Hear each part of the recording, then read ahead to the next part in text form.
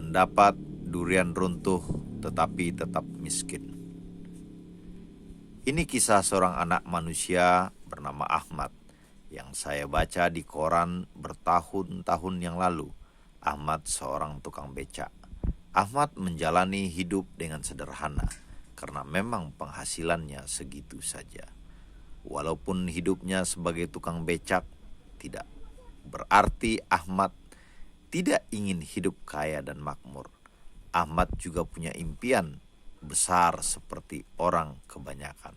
Singkat kata, Ahmad ingin menjadi orang kaya.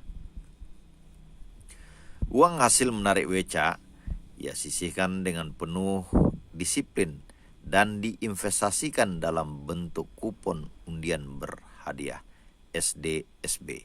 Setiap minggu saat penarikan nomor undian, Ahmad selalu berdoa dan berharap nomornya yang keluar.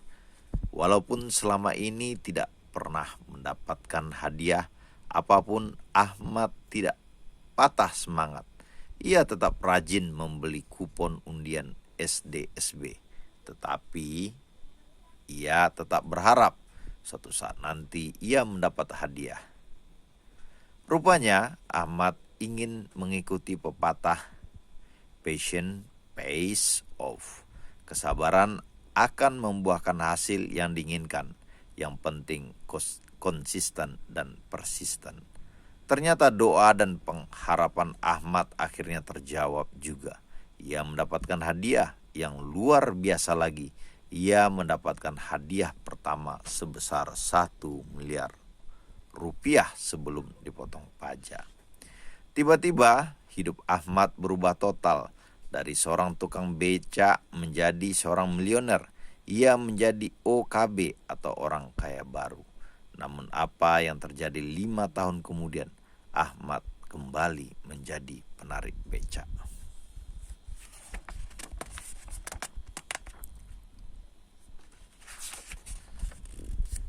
Lah, kemana uang hadiah SDSB? Sudah habis, entah kemana larinya uang itu.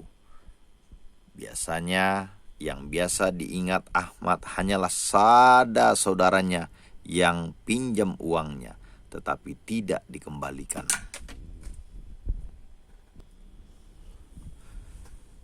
Ada yang mengajaknya kerjasama dan ternyata menipu. Uangnya dibelikan tanah, ternyata surat tanahnya bermasalah. Dan masih banyak lagi hal-hal yang tampak sangat logis membuat Ahmad bangkrut dan kembali menjadi tukang becak. Mencampakkan peluang emas. Ini adalah kisah seorang klien, sebut saja namanya Rina, yang pernah saya tangani.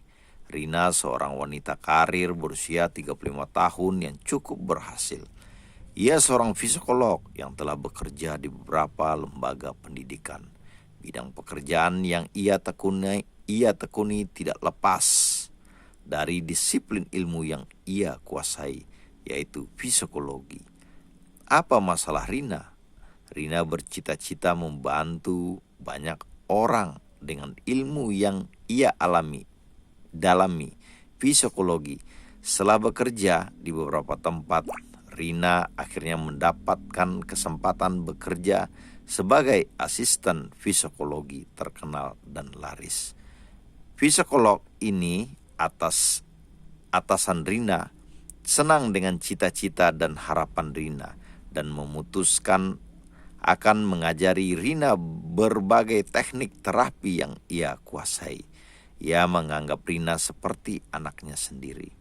Harapannya adalah salah satu saat nanti Rina bisa buka praktek sendiri dan sudah tentu mampu menghasilkan banyak uang. Psikolog ini menyarankan Rina bekerja atau magang di tempatnya sekitar 3 tahun. Nanti dalam kurun waktu itu ia akan mengajarkan Rina agar terampil melakukan terapi. Namun apa yang terjadi? Rina hanya bisa bertahan selama 1 tahun. Setelah itu ia memutuskan pindah ke kota lain. Alasannya sangat logis, mengejar karir yang lebih baik. Namun jika dilihat dari cita-cita Hidup Rina tampak jelas inkonsistensi antara ucapan dan tindakannya. Rina sendiri bingung mengapa ia memutuskan pindah. Ia sadar kesempatannya bisa belajar dengan psikolog terkenal sungguh amat langka. Banyak yang mau belajar tetapi psikolog itu menolak karena tidak ada waktu. Bila diamati dengan seksama, menurut Rina sendiri ia paling lama hanya bisa bertahan di satu tempat kerja selama 2 tahun. Setelah itu ia akan pindah lagi dan pindah lagi. Pola ini berulang terus tanpa Rina sadari apa yang sebenarnya terjadi. Dari hasil wawancara secara insentif, akhirnya dapat diketahui apa penyebabnya. Apakah ada hubungannya dengan mindset? Sudah tentu. Itulah sebabnya Rina minta bertemu saya.